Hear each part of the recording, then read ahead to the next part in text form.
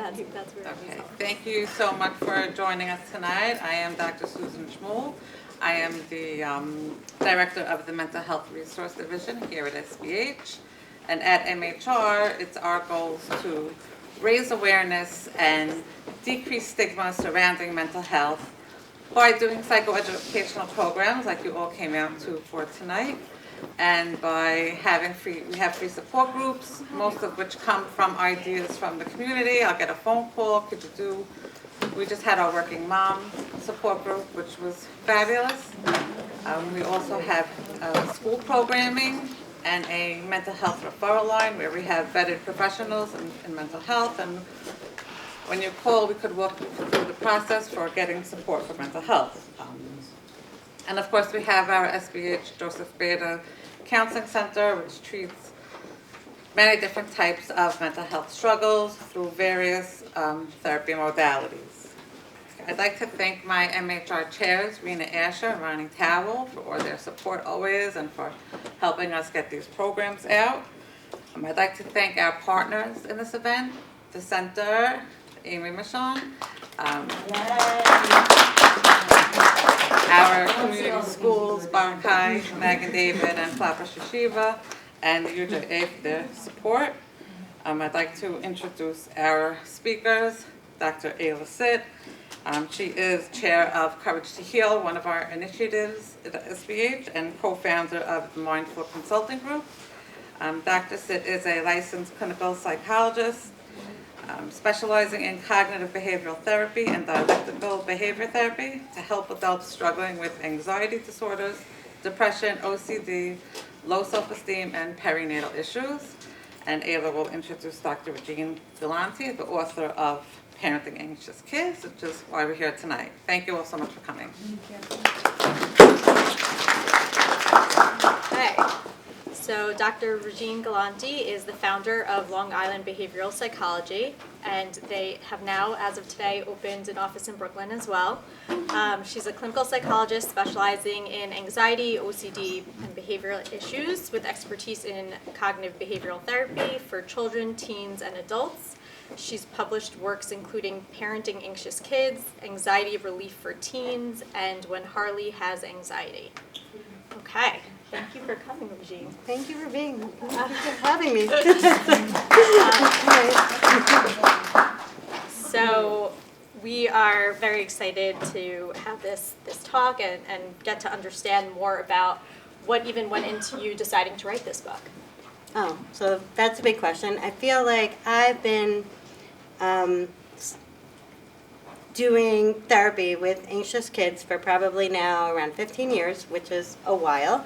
And one thing that comes up a lot is parents want to know what to do. And by the time they're hitting my office, I feel like almost, I don't want to say it's too late because it's never too late, so don't hold me to that, but there are a lot of steps before therapy that I feel like I know and I want other people to know, because if you know them and you can do them and you can parent in that way, then you'll also kind of know what to do. The same way when you're reading a parenting book when you have a baby and it teaches you how to sleep train, or I don't know how old your kid is supposed to be when they eat certain foods, right?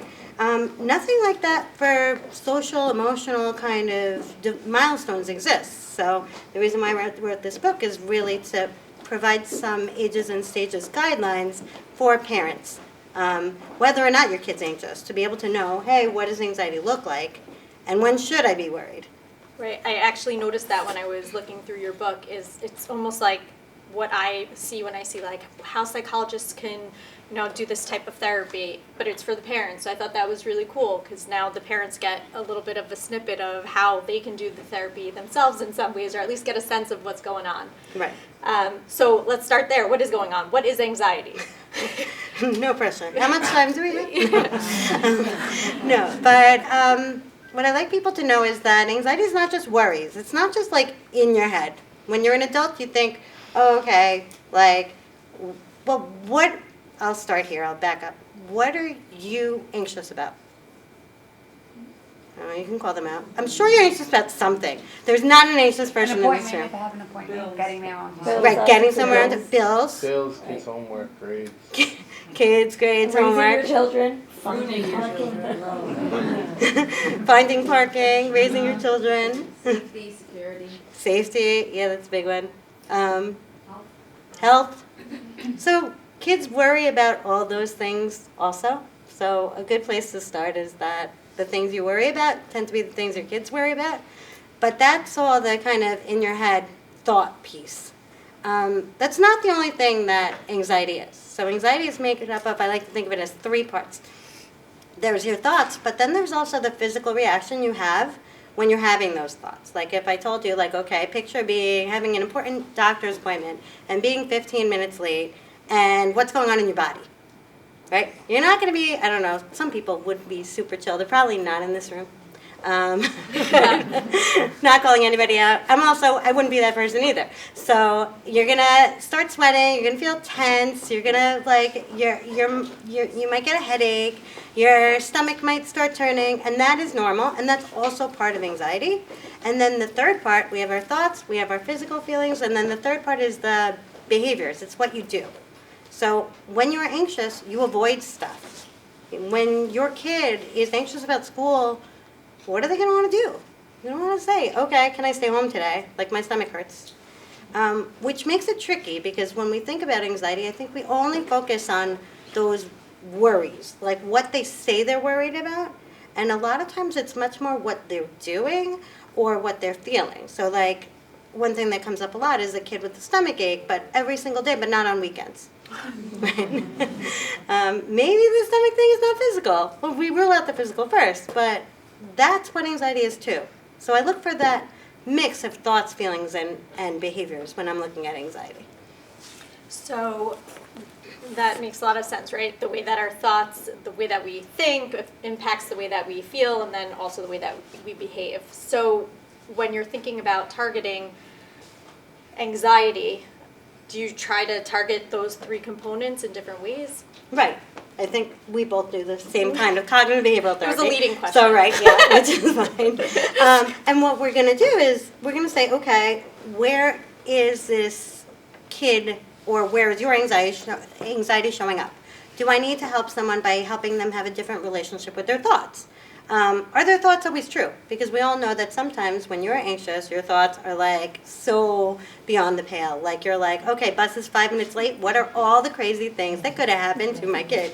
And then the bus shows up and you're like, oh, nothing again. Right? But you don't learn that way. I like to point out that people think that you could be logical with your kids and then they'll get it, but our own anxiety, like, no, it doesn't work that way. Like, my anxiety makes sense that I don't drive on highways because I don't know what could happen on the highway. But my kids, they don't want to walk down the block. That makes no sense. They should just do it, right? So we'll target the thoughts, but then we'll also target the physical symptoms by giving people relaxation strategies or breathing exercises or even just teaching them about this is what your body feels like when you're anxious, and I'm not going to pick you up when that happens. And then that last part, the behaviors, is really, I'm more of a behavior therapist. I do a technique called exposure therapy, and that's really more about facing your fears and targeting that avoidance to say, what is my kid avoiding that other people are not avoiding, and how do I help them face it instead? So that's a big part, and it's not always comfortable. It's not, let's feel calm and then face your fears. It's, let's face your fears so that you feel calm. And parents hate that. Kids hate that too. Everybody that I talk to about, they're like, what? You want me to do what? I'm afraid of snakes. You want to bring in snakes? And I'm like, that's exactly what we want to do. So I want to hear more about that. I feel like we're going to go into that a bit more at the end. But I want to ask you, so I know when I have clients that come in, the first thing that they say is like, I want to not feel anxiety anymore. Like, I don't ever want to be depressed. And part of what we talk about is like the function of emotions, right? We can't not feel any emotions. So can you tell us a bit about in what ways anxiety can function in helping us and why we don't want to get rid of it completely? Right. So all emotions have a purpose. So if you think about it, like when we're afraid, like if there was a tiger that walked into this room right now, what are we all going to do? Jump, scream, run. Yeah. That's good or bad? It's good. Because what happens to the person who's just like chill and like, oh, look, it's a friendly tiger. Right, right. You don't want to be the person who sticks around and gets eaten by the tiger. So we can all accept that some fear is good and fear is motivating, and not only in an extreme example like that. Like, why do you get dressed for a job interview? Why do you look both ways before you cross the street? That's because of anxiety. So like, anxiety, sadness, sometimes it gets a bad rap. Like, we shouldn't feel those feelings. Like, or they're okay in other people but not in me. Like, every feeling has its place, to the point where I think psychologists have been trying to shift our language so that it's not even a negative emotion and a positive emotion. It's just some emotions are more uncomfortable than others. And they definitely are. Like, we could probably like talk the talk much better than we can walk the walk. Like, I don't like feeling sad either. But it's more like recognizing that there's a reason that that sadness is there, but that sadness doesn't necessarily have to dictate my behavior. Or for anxiety, what's the anxiety trying to tell me to do?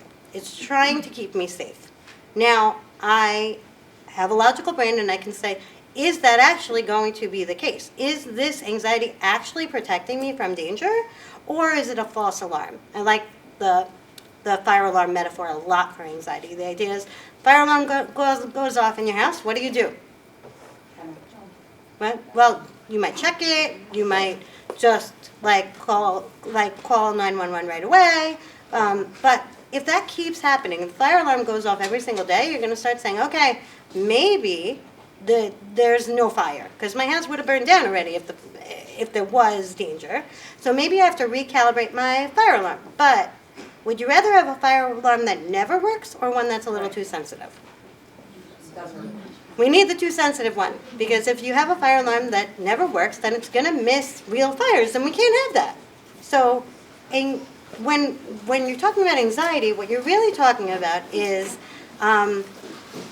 it's that normal feeling that protects us from fear, but your calibration is a little bit off, so it's gotten too sensitive, so you're starting responding to things that are not dangerous as if they're dangerous, which means that every time you're going to have that physical reaction, you're going to have those worries, you're going to want to avoid, and now you're stuck in the cycle and you don't want to get out. Like, you don't even know how to get out.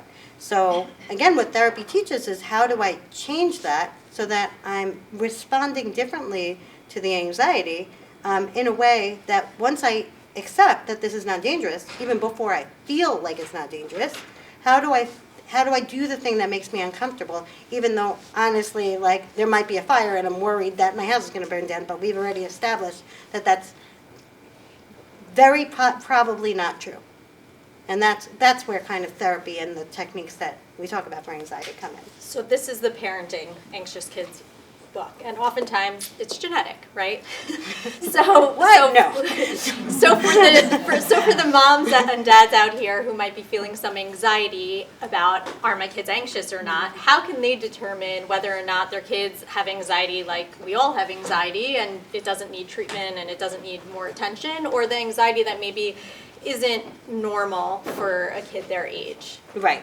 So I think the first thing I'm going to start with is really just knowing yourself, recognizing, like, okay, where's my, like, if I'm anxious, is my alarm set too high even for my kid?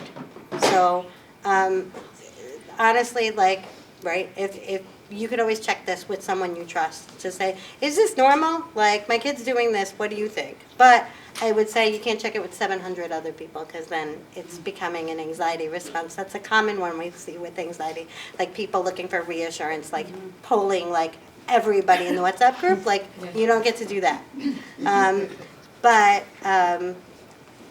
Sorry, I lost the train of your question. I'm going to make it more specific even. So can you give us a little bit of guidelines per age? Like, so if you're a toddler versus elementary school age versus a teenager, what might anxiety look like? Right, or a 10-year-old, right?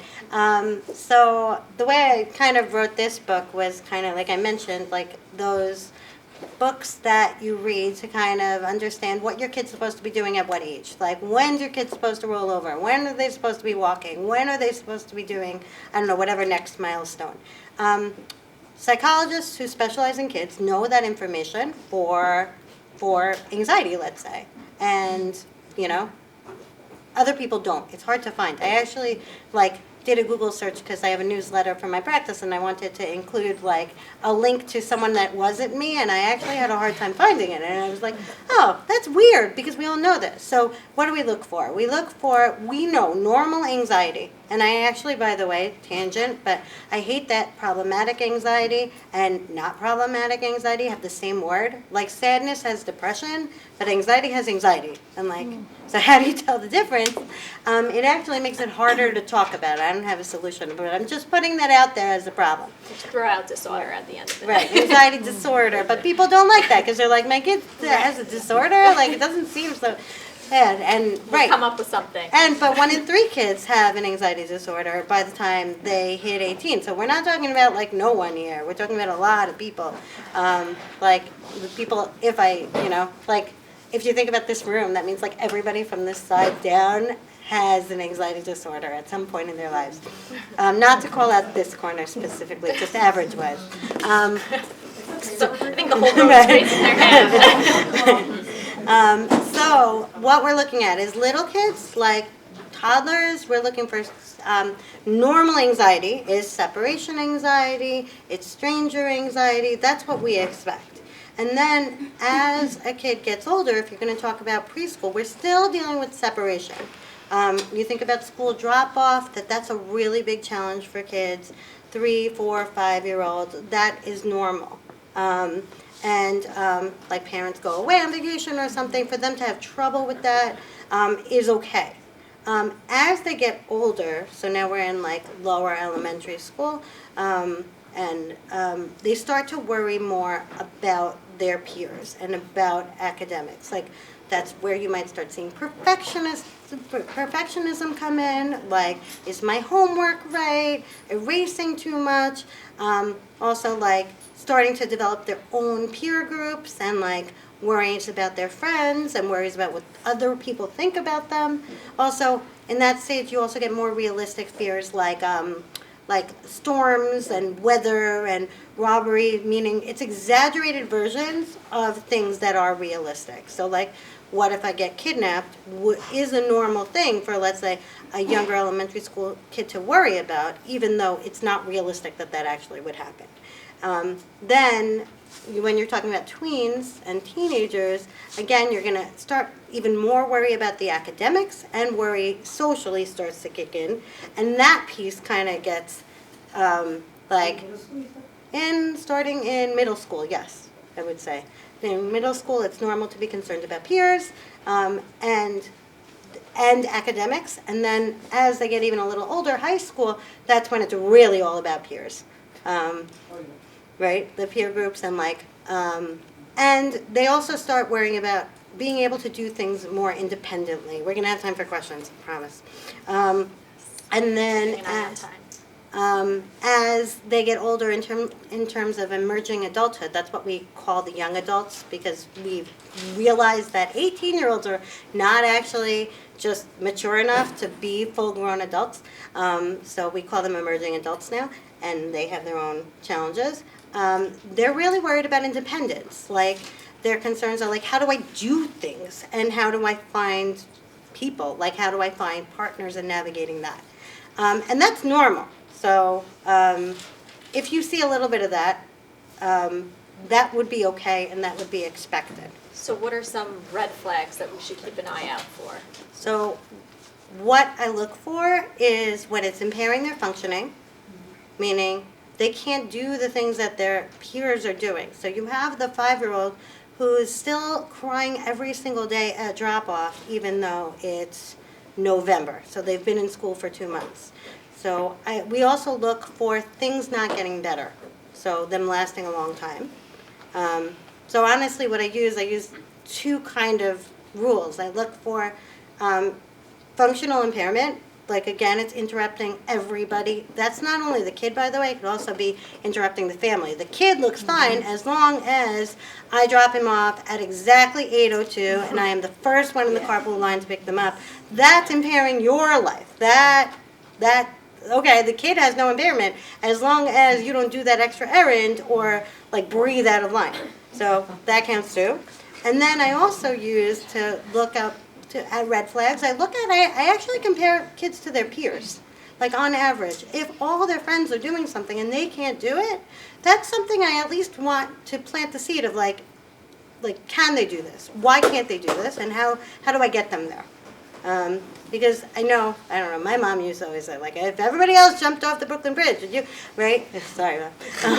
But honestly, I probably would, right? Because everybody else is doing something. They might probably have a reason, even if it's a stupid reason. And if you're a teen, it's normal to do what all your friends are doing.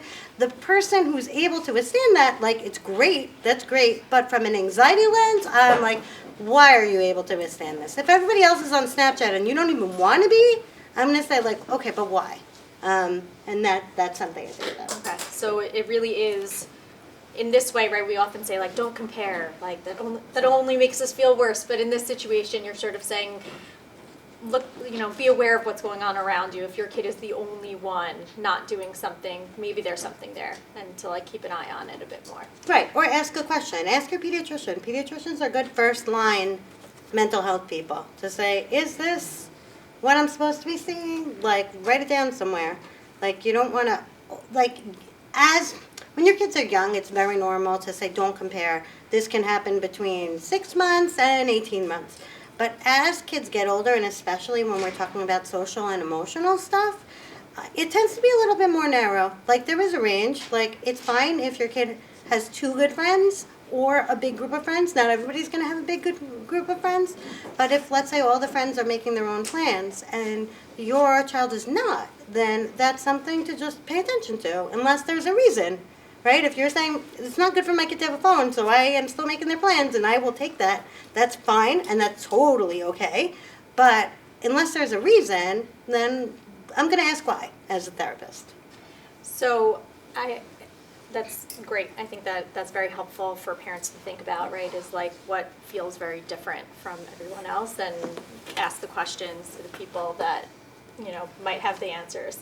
So I'm curious, since you've been doing this over COVID and there's been a lot of changes in the world, I'm wondering if you've noticed any changes in anxiety or different patterns in children with anxiety.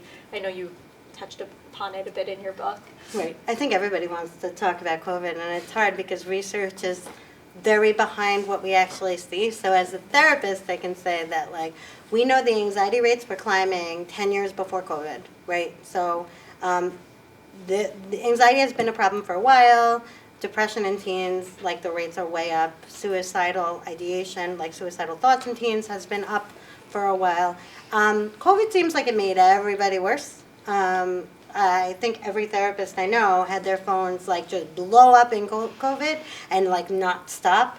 I think parents on some level saw what was going on in their house. When you used to get the phone call from the teacher and you're like, oh, your kid doesn't talk in school. And you're like, no, they're fine. And then in COVID, you were watching, like, in real time. Oh, my kid really doesn't talk to their friends in school, like on Zoom. This is a problem.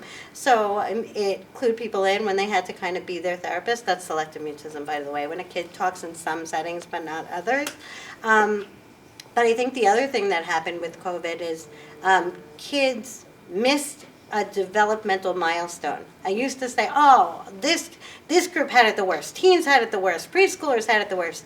And now I think we're far enough away that I can say that I think all kids just had it the worst. It wasn't that easy for the parents either. Right, that's true. But, like, we had what to go back to, I think, right? Like, Right. I was like, oh, okay, here's my friends. This is what I picked up on. Like, this is what I like. This is what I don't like. With my adult brain, I was able to kind of, like, have that broad view. And kids didn't have that. So they're still kind of picking up the pieces of, like, wait, how do I do this? That, like, everybody learned that when they were 9, but I missed being a 9-year-old with my friends. So what do I do? How do I jump from where I was to where I need to be? And spoiler alert, one thing I talk about in my book is we really do have to be proactive in terms of teaching our kids skills that we think that they should know. Like, sometimes we're like, oh, kids don't know how to talk on the phone these days. They don't say hi, they don't say bye. have you sat down with your kid and been like, this is how we have a conversation and let's practice and let's call grandma and you're going to use these things? Or you're going to say hi and bye and I don't know, you have to ask them 3 questions. You can't hang up on their face. Right? So we can teach a lot of these skills and they're not rocket science. That's what I like about treating anxiety, that it's really, I don't want to say it's not so complicated, but in theory it's not so complicated. In practice it gets hard because we have our own feelings as parents that we're bringing into parenting an anxious kid, and that's hard. But I do think that there are a lot of basics that parents can pick up and do. Yeah, and speaking to that idea of like anxiety being very treatable, right? Again, the goal isn't to get rid of the emotion of anxiety, but to make it a bit more manageable so that they can function with their friends and at home and everything like that. Treatment for anxiety, it's pretty effective, right? Right. You know, like there are some times that I'll get a call, and I imagine you too, and it's like a specific phobia, and you're like, yes, or like panic disorder, and you're like, easy. You know, there are certain types of anxieties that really can be treated very quickly and very effectively if you get the treatment. So If you get the right treatment, right I'll treatment also first, add. yeah. Because I know a lot of people have been like bringing up that bad therapy book that just came out. yes. I'll just jump right into Yes. that. I haven't read it yet, but I will say a lot of the ideas about like, oh, don't you think therapy is just like coddling people or whatever. One is, I would say, not for our communities necessarily, that like we're not there yet in terms of like escaping the stigma of therapy to give access to the people who really need it. And 2 is that that evidence-based therapy is a very specific kind of therapy. Like cognitive behavioral therapy for anxiety means teaching kids or teaching adults to face their fears in a behavioral way. It's not sitting there and talking about why you are afraid of what you're afraid of. It's really learning to do the thing in a very stepwise way. Like teaching parents how to help you not avoid. Your kid doesn't want to go to the birthday party, and you could sit there for 3 hours circling. You had fun at the last 3 birthday parties. Don't you remember when this happened last time you were anxious? We want to convince our kids to not be anxious and then do the thing that they're scared of. And it doesn't work like that. Often it's more about like, I know you're anxious about this, and I know you can do it, and that's what we're going to do. And literally I'll say something like that. I'll say, like validate their feeling, like I know you're anxious about this, and I know you can do it. We can do hard things. And then you get in the car, and you have the kid who's kicking and screaming when you drop them off at a birthday party, and it's terrible for you, it's terrible for them, and then you normally, like, if you do that enough, you come back and it's okay. And I'm not just saying, just take that and, like, drop your kid off and run. Like, there are steps, but it's more like, how can I push a kid to do something that's a little bit uncomfortable for them, a little outside their comfort zone, so we can expand their comfort zone, and then they can do more stuff. Right, and to that point about treatment, I know in CBT the whole idea is teach the clients the skills so that they don't need you anymore. Let them Right. become their own therapist. It's meant to be a short-term type of therapy. Right. So let's move on to the parents. Oh. So share a little bit about different types of parenting and perhaps like what, you know, like we all come from different places, we were all parented differently. How might that impact our children and maybe how they see the world? Right. So I would say, how'd you guys learn how to parent? I assume most of you are parents. Trial and error. Parents. Modeling, trial and error. Every day is another. Right. Just guessing. Yeah. Throwing spaghetti at the wall and seeing what sticks. Oh, that worked yesterday. Let's do that again. Right. I don't know. Like media, right? TV. Also what feels movies. right. Opposite of what my parents did. Right, that's sometimes it's anti-modeling, right? It's like, oh, I saw that, do the opposite. Exactly what my parents did.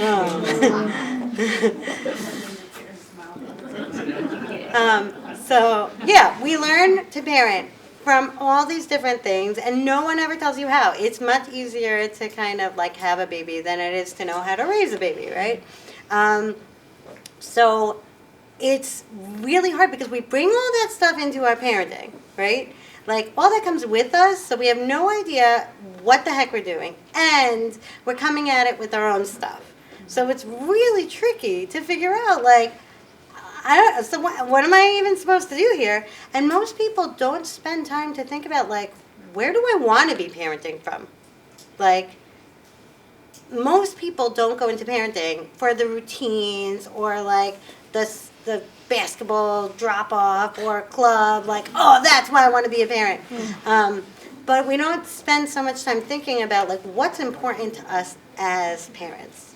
And in my book, I talk about a couple different values exercises to kind of figure out what is meaningful to you as a parent, because I think that that is a really great way to kind of think about what's important to you and what the kind of parent you want to be.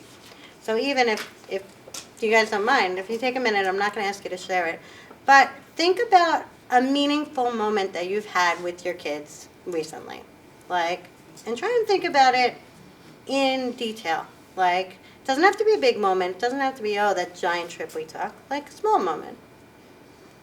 So, like, think about what it, who was around, what you saw, what kind of it felt like. And actually, if there is a volunteer, I'll kind of show you where this is going, but no pressure, anybody. Okay, I'll say. Thank you. All my kids, we were all sitting in the kitchen together. They were playing with their father a game, and everybody was laughing and having fun. The baby was in the high chair, and everybody was happy. I was cooking dinner, so that was a happy moment. Nobody was out, and all the kids, I heard us saying once, everybody's home, everybody's safe, and it was like a good time. Like, nobody's married, nobody's out yet. I had my 13-year-old home, I had my 6-month-old home, and everybody in between, and everybody was just happy. So I love that. Yeah. Right? Rare. Well, it's also like everybody together, Yeah. right? In the kitchen. I don't know if that's important to you, like, right? Like, Yeah. I know it's important to a lot of us. It Like, was important because right? I didn't have a kitchen table in my old house, and I always wanted to be in the kitchen. Right. So it's literally That's what it like, really was. if you think about it, that's literally Yeah. like if you think about like your values, a lot of times even these small moments, you can kind of pull them out to say like, oh, it's not big vacations. It can be, but like, right? It's this small moment of everybody together. And it's not wrangling the anxious kid to do the thing. Most people don't say like, oh, right, this is my parenting goal to deal with an anxious kid. Right. But we get bogged down in the details, I think, when we're parenting. And taking a minute to say, okay, what's important to me? What's my beacon? What's my lighthouse? Can be a very helpful start because it is a challenge. Parenting anxious kids is a challenge. Parenting is a challenge. You're going to hit some struggles at some point in parenting if you haven't already, right? So keeping in mind and going back to like, okay, what kind of parent do I want to be? And how can I bring that in? How can I be that kind of parent? Is a really helpful starting point. And by the way, the same way I said all emotions are okay, if you're going to tell me like, okay, it's a value for me to just be calm or feel calm all the time or feel happy all the time in front of my kids, I'm going to say like, okay, impossible. Like, find a new goal. It will not happen because you are a human in the same way all your kids' feelings are okay, all your feelings are okay, and sometimes you're going to want to throw your kids out the window. And you can't do that because behaviors, right? Behavior therapists. But you're allowed to feel that way, and it's more about how you manage that moment as a parent. So that's a great segue to we're feeling emotions as parents, right? And then we are trying to separate our own emotions from impacting our children, right? How might our emotions impact our children in a way that maybe accidentally or subconsciously might make them feel more anxious? Right. I think that's a good question. I think that even recognizing the two levels here is important, right? As a parent, when your kid is stressed out, how do you feel? Right. Most of the time, when our kids are feeling anxious, we are feeling anxious. Right. Or other feelings. But there's a layer. frustrated, angry, oh my God, I do so much for you and this is how you repay me, all those thoughts. They're normal. We need to figure out, like, step one in dealing with your kids' uncomfortable emotions is dealing with your own uncomfortable emotions in that moment. Whether that means separating yourself, taking a minute, which doesn't solve the problem, by the way, it just gives you a minute. And figuring out, like, prepping in advance, those strategies are really important. And then we can move on to what you can do for your kids. But I think it's really important to recognize that our own vulnerabilities go into this. That it's okay to feel guilty. I know we don't like feeling guilty. No one likes feeling guilty. But it's probably going to happen. Or like when you're doing good parenting and your kid is reacting like they should be. Like if you have an anxious kid and you activate their fight or flight response, people think anxious kids are like just cowering in a corner instead of like throwing chairs all over the room. And sometimes it's the fight part of the fight or flight. So you are saying, okay, like you got to go to the doctor, and they're trying to kick the doctor in the face, right? Mm-hmm. And then you feel like a terrible parent that you can't manage a kid. So you have to deal with your own stuff, like, oh, I'm a terrible parent, that kind of thought that's running through your head before you can be there for your kid in that moment to be like, oh, it's okay, honey, right? Like, it's not, they're about to be jabbed with a needle. That is not okay. So recognizing that, like, that's the goal can't be to make your kid okay with that. I'm not okay with that. I still hate getting jabbed with a needle. I'm just a grown-up, and I realize if I don't do it now, I'm going to have to do it next time, and that's even worse. So I don't want the anticipation. I'll do it now. I have a visual of my 8-year-old hiding under the chair in the doctor's office while he was about to get a strep test. It was a great doctor, though. He's like, you know what? I want to wait till he calms down because I don't want to traumatize him. I was like, all right, I appreciate that. Right. So how long do you have, doctor? We were there 25 minutes, but at least the next visit won't be so bad. And similarly, right, this idea of like when we're feeling anxiety, I was working with somebody who had health anxiety, and so they have their own health anxiety about their kid, and she had gotten a report that her son lost like 1 pound, and she couldn't stop thinking about it. Oh my gosh, she's not eating enough. And so after he ate, every time he ate, she would say, is your tummy hurting you? Because she decided that there was something wrong with his tummy. And then he'd be like, broccoli? Yeah, my tummy's hurting me.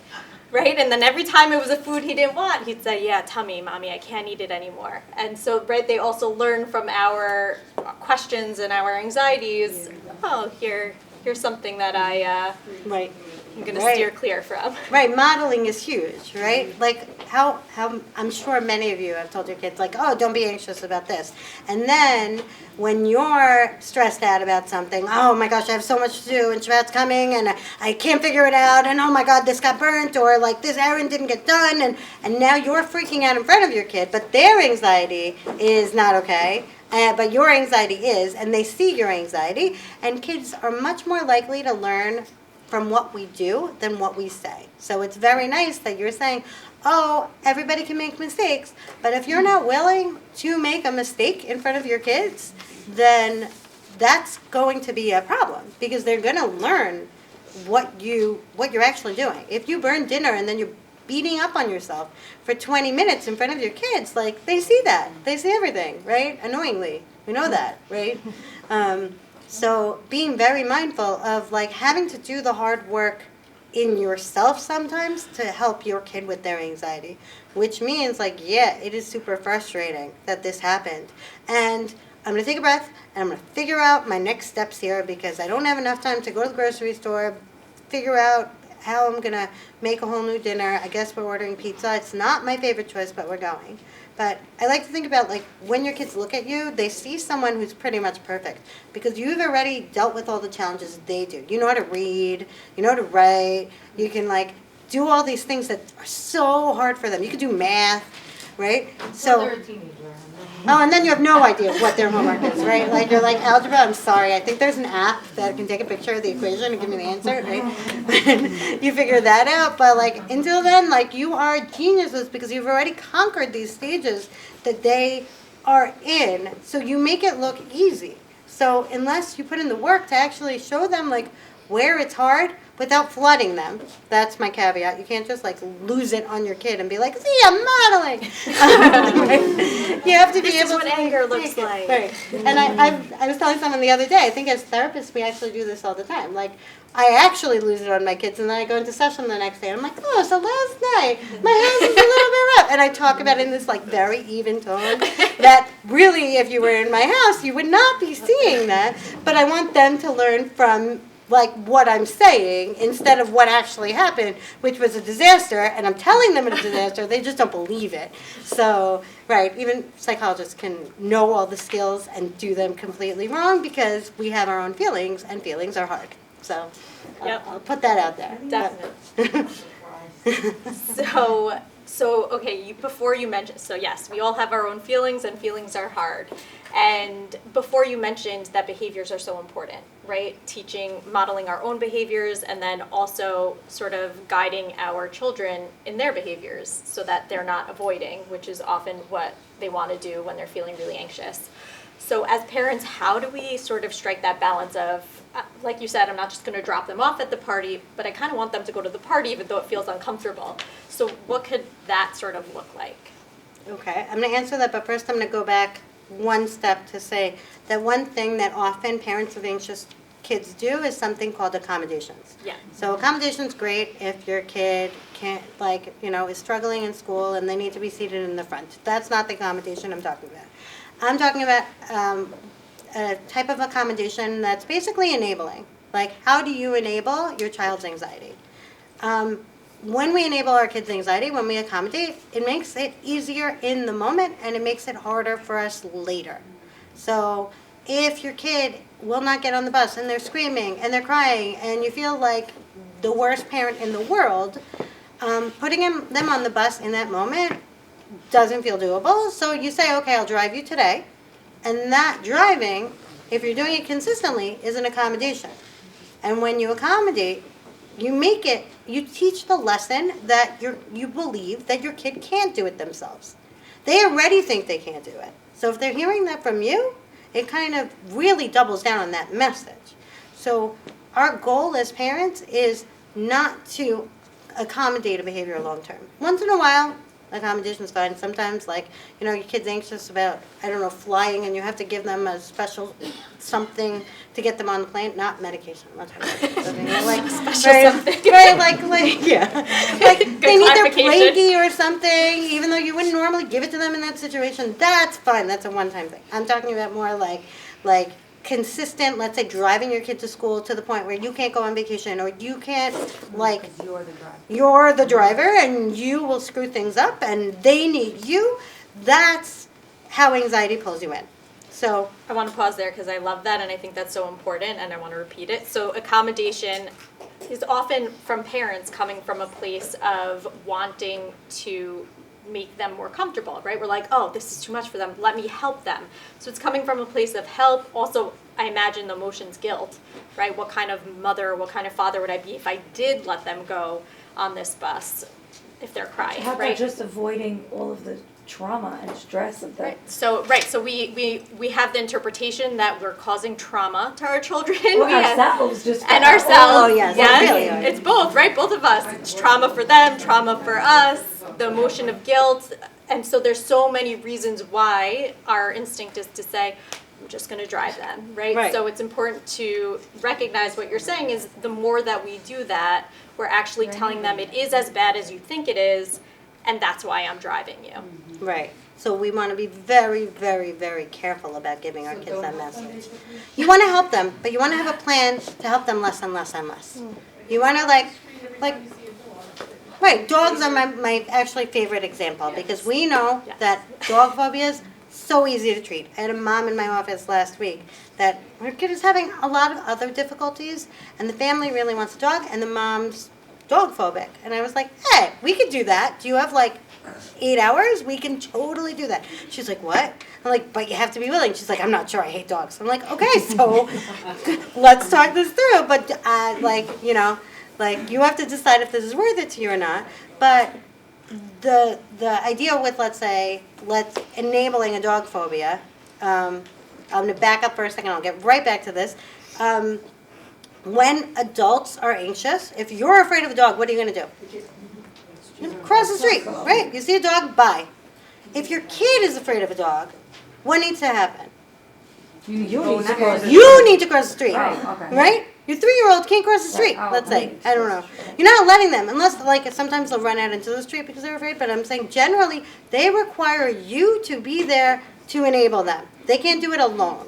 Adults do this a little bit to their partners. If we can talk about OCD, how like, oh, did you wash your shoes? Did you clean your hands? Like, there's that kind of questions, but kids require it of the people around them. So when we give in to that, we support that message. So our goal, let's say, with a kid who's afraid of dogs, is to say, how can I push this boundary a little bit, and how can I not be complicit with it? Which is two separate things. If I help the kid across the street, then I'm literally being complicit. I am in the problem with them and kind of helping them, I would say, with the wrong thing. But even more, as if you have an anxious kid, it's how can I push them to be able to face this, which is the exposure part. Can we look up pictures of dogs? Can we stand like across the street and look at the dog and describe the dog to me? Can we take 2 steps forward? Can I get over my feelings of guilt and terrible parenthood and call up a good friend I know that has a dog that won't judge me, or I won't, like, if I explain the situation.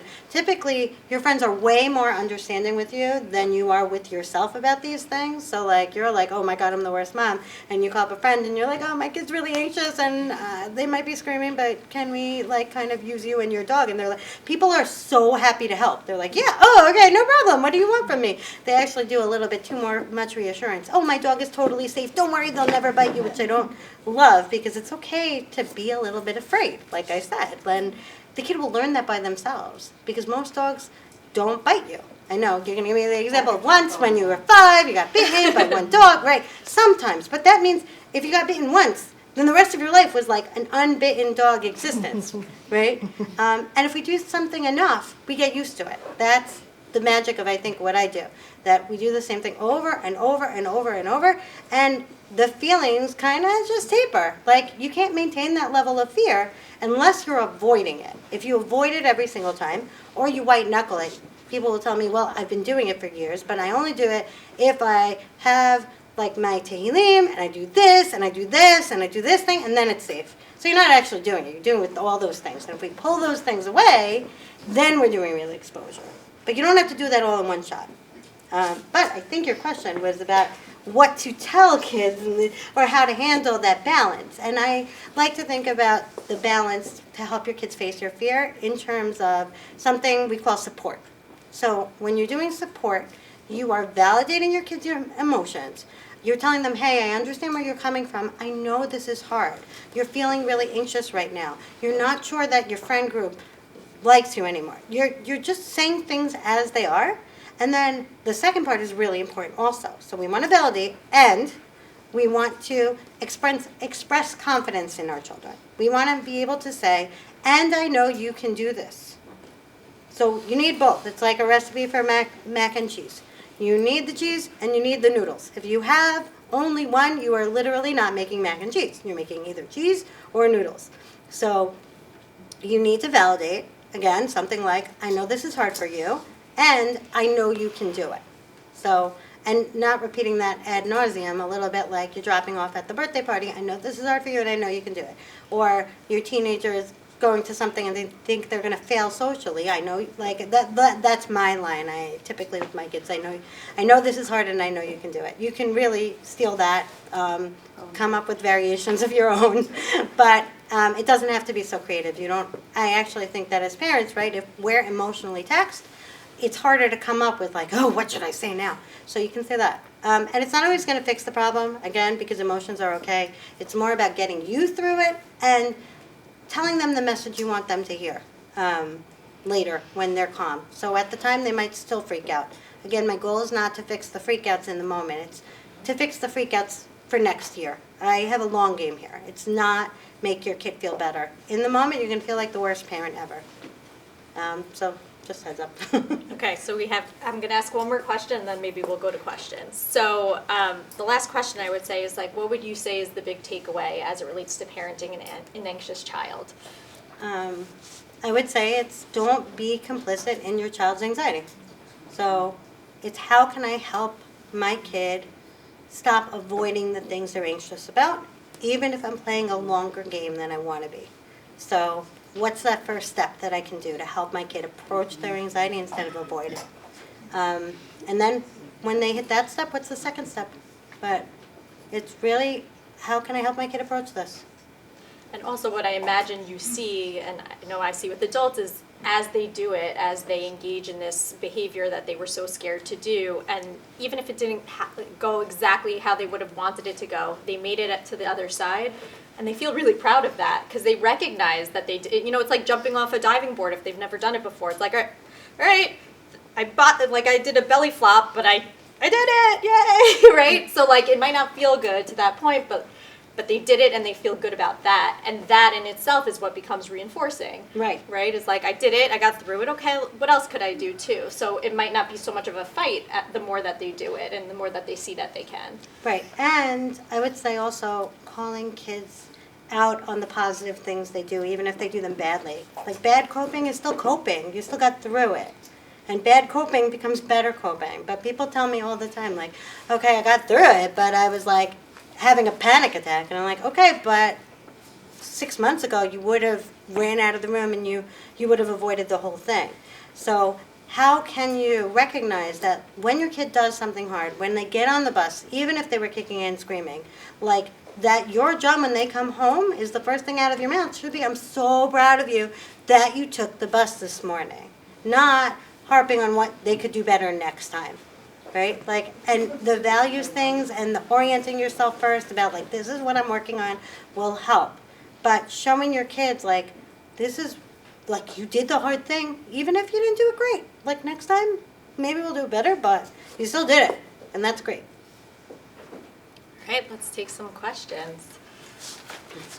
Hi. So for a child who is diagnosed both with anxiety and ADHD, and let's just talk about homework for a second, can you just help differentiate it even for me as a mom? I know that they are different, but for homework in particular, when a child's having a hard time just getting started with homework, and there's just executive functioning into play, and then fear that they're not going to finish their homework in time to make their show, and then the anxiety comes into play, can you just help me to help my child I think that's with both diagnoses and helping for him to just be independent and successful without me. super easy question. No problem. And you have 1 minute.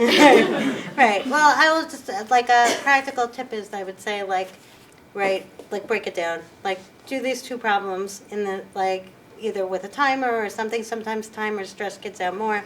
So right, but these two problems and then we'll call it a day. You do them right away. Like you start like we can erase all homework after that, but like get them started. So find a way to get them started. And then it might be easier to figure out what's what. But breaking it down, sometimes I even copy like down the first two, let's say math problems, put them on a separate sheet so they don't get overwhelmed by the amount of things that they have. And honestly, another thing, I didn't talk about this here, but I talk about it all the time, is really not engaging with the, but what do I do? How do I do this? What comes next? Instead of really only focusing on, we'll talk about that after problem 1 is done. Right? I know you're looking at problem 1. Great. Like you're sitting in front of it, and only you be laser focused on the beginning of their homework. Because once kids start, it's a lot easier to keep them going. So I have 2 things. I just wanted to give an example. I had the same situation. I mean, I just want to say for me, what worked for mine was give them something like, like I do like timing against themselves, like their own, because everybody wants to be themselves, right? Nobody cares about being someone else. So I do that, like for them. That's how I do it. Yeah. Question, social anxiety. Just one sentence, I just need the rest of the answer. Right. Like my son didn't, like, after COVID, everything about him changed. Anxiety came like out of nowhere, okay? Social kid, everything. And then like it just changed. And like during the school event, he was supposed to go into like, they have a 5th grade carnival thing, like do a game or whatever. But he refused to go in. Refused. And like socially, he has such an issue. And I try not to mention these things so he doesn't say, oh, I have social problems, because he'll use it against you like that. So I'm very big on not saying you have a problem, but how do I help him in those feelings? Because I know when I talk, like right now I'm really chilled, but I have like, I can feel myself warming up, by the way.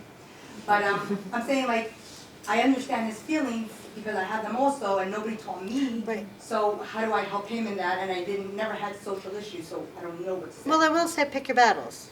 I'll start there. Like Purim Carnival, like that's the most overwhelming thing in the history of the world. I don't know.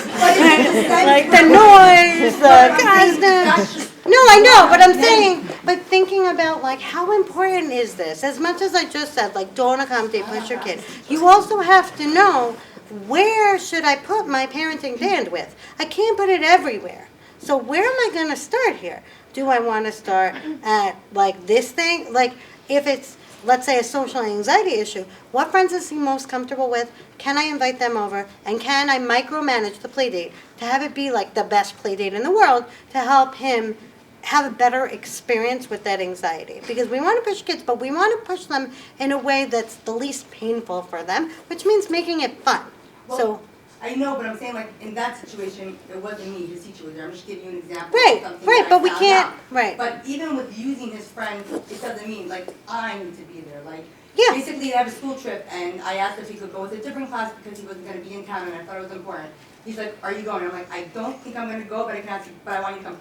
But whether I go or not, so I tried to figure out a way to like amp it up, what's important about it, how it can help him. He's like, okay, I'll go. And now I just told him, he's like, are you going? I said, sweetheart, I love you, but like, you can do it by yourself, like, I can't come. So like, I'm learning different ways, but I'm saying like, this is like 3 years we're taking. Right, We actually got right. to this, So we I did will this, also that. talk about like, right, that's what therapy is for, right? Like if your kid is struggling, then it's time to involve someone who's an expert in this. And say, okay, like, maybe I need more tools. So I have Right, that, I'm right. already in SBH. Right, okay, great, yes. So- So doing all those things is really important. Did we have, yep. I have more of a question in terms of like perfectionism. How do you know when, you know, my son, he's young, I don't know, he's younger than most people here, I don't know people's ages, but he's 4. And perfectionism is like a really big deal to the point where he won't let me touch anything that requires like him. He's like, it's my instructions, you don't know how to do it. And I'm like, honey, like I'm 15, like 28 years old, like I think I know how to build a Lego piece. He's like, no, you don't. And I'm like, well, okay, I guess not. How do I know if that's like an anxiety thing or an OCD thing? And how do I not enable and accommodate, like what am I telling him to do at that point? Just Well- let him yell at me? Or you don't have to, yelling is a different problem than like. One at a getting time, involved. everybody. Right, but perfectionism, like, if he doesn't want your help with the Legos, don't help him with the Legos, that's okay.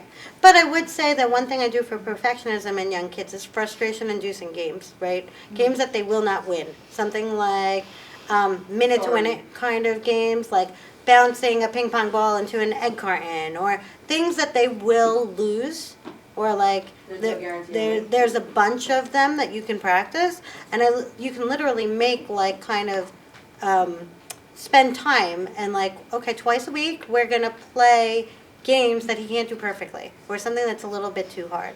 So then you can work on the skill with him outside of a frustrating time and in a way that's a little bit fun. So I wouldn't touch the Legos because some kids are very That's okay, right? You mentioned Legos. right. Right, like yeah. I know a lot of people are like, I know grown-ups that are like that.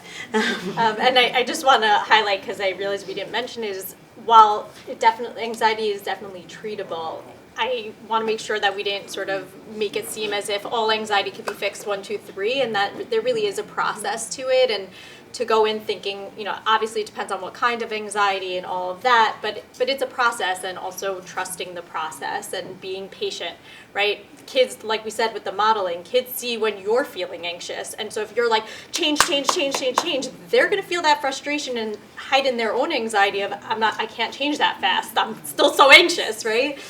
So it sounds like what you're saying is taking small steps over time, exposing them, but keeping that balance, letting them know they're supported, but also pushing them a little bit so that they're uncomfortable. Right. So Right. we And not be, we can't fix all their feelings. We can't. They are allowed to be sad, right? They are like, it's Are so. they? Yes. Your kids are allowed to be sad. Because I feel bad when they're sad. I feel I know. I feel bad when my kids are sad too. And if I fall and I scrape my knee and someone tells me, "Oh no, you're okay," I want to punch them in the face, right?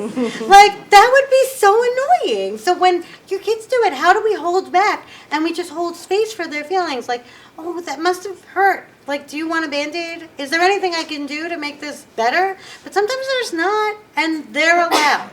Like. Again, sometimes the anxious kids get super dramatic, right? Like they're like right? But starting off from like you're allowed to feel that way. So Regine. Yeah. Oh my gosh. Okay, we're at that hour. Do you want to take another question? Or two? I'm okay. Okay, let's do one in the back. Okay. I have a question about once the child goes into that spiral, whether it be just because that's what they're doing or because you made a wrong choice about how to react, what's the best initial step? Like you can't use all the tools that you want to use because they're gone. Yeah, you have to wait them out. Feelings fade. So right. What if it's a situation where or maybe you always can, but where you feel like you can't wait it out? You have no choice. Right? You don't. Once a kid hits that point, your option is time. So you make sure they're safe. This is easy. I think if any of you have like little kids and bigger kids, this becomes super obvious because when they're little and they're tantruming, they hit that point where they're like flailing on the floor, and you just kind of have to, at some point you learn that I have to step over them and like continue my day, and they will come around. But I think that knowledge doesn't come when all your kids are little. It comes like later when you have like, oh, look at that, I could have stepped over them, and now they're bigger and they're hard. Like it's way harder to step over them, right? But it's the same idea. It's I need to give them the space, and at some point there's nothing you can do to make it right. So you kind of like I know that you're feeling upset, and that's okay.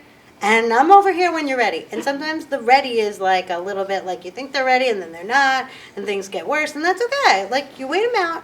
It will be okay as long as they're safe. And I also mean like sometimes that's going to happen in the grocery store or in public, and it's super embarrassing, and you still have no choice. Right? I know that's a bad answer, but that's reality, so I'm sorry. Okay, maybe we'll take a last question, but I want the question to be a general question, not a specific question, because that's what therapy is for. Okay. Yes, in the back. Hi. I have two questions. They're both pretty general. Okay. One is, what would you do if you have a child who's kind of young, 5, 6 years old, and you can tell she's anxious about something, she's asking you a ton of questions, do you think it's better to tell them more information or less? That's one. And two is, do you think we're making them more anxious by saying, oh, be careful, or oh, don't touch that, it's dirty, or what do you think? I'll do the second question first. Yes. Right? Also be careful is not specific. If I say be careful, I know what I mean. It's very hard for kids to know, especially if they have executive functioning challenges. They're like, be careful, and they're looking around exactly in the wrong place, and you're like, no, right there. So being specific and telling them what you want from them is a better idea. When we get to driveways, stop first. Right? And trying to take the emotion out of your voice. Just yelling out non-specific things, not going to help anybody. But the first question, you have 5 or 6 year old who is... How much detail should you give them when they ask a lot of questions? Oh, right. Do you think it's better to give more information or less if they're anxious? The general rule I use is answering questions one time. So you know, or if there are a lot of questions on a different subject, creating question time. So like 10 minutes, 7 to 7:10, you get to ask all the questions you want. Other than that, you have to wait till tomorrow to ask all the questions, right? Right, but they'll learn to kind of manage it in between. That's okay. So those are two strategies I use a lot. But I'll be around. I have Yes, so some books. everybody, Regine's going to be in the back if you want to buy a book or have Have her it sign your signed, copy. yeah. Thank you so Thank much. you, This was so everyone. helpful. And thank